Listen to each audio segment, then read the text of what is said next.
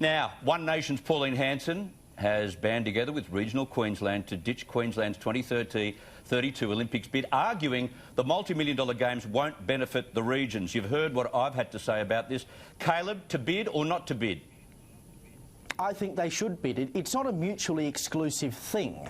And if you can put together a genuine economic benefit for bidding for the Olympics, then yeah, go for it. I mean, you can spend money on the regions and recovering from bushfires and drought, etc., but also bid for the Olympics. I feel like it's a bit like people wanted the fireworks to be cancelled in Sydney at New Year's because there were bushfires going on.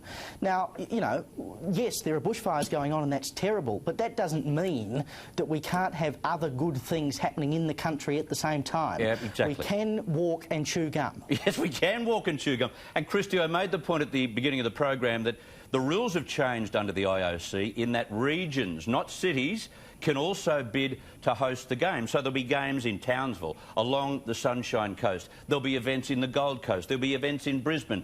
Queensland have already got 80% of the facilities up.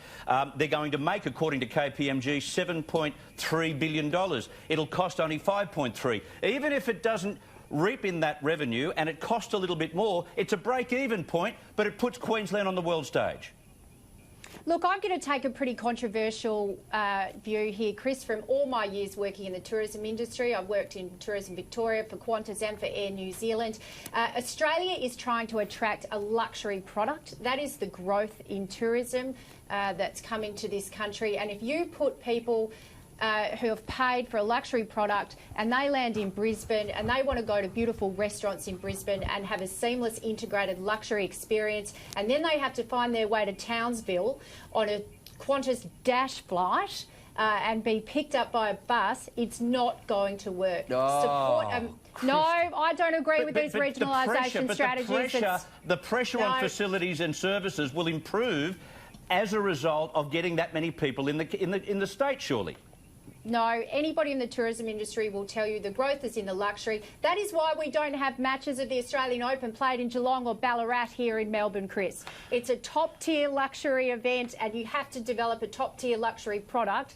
And regional operators do not have the service culture, the staff, the experience or the product to offer. And that's not their fault. It's not feasible for them to do it 12 months of the year. All right, there may be opportunities to create that kind of supply if the demand is there. Anyway, all right, we've got a little bit of a disagreement.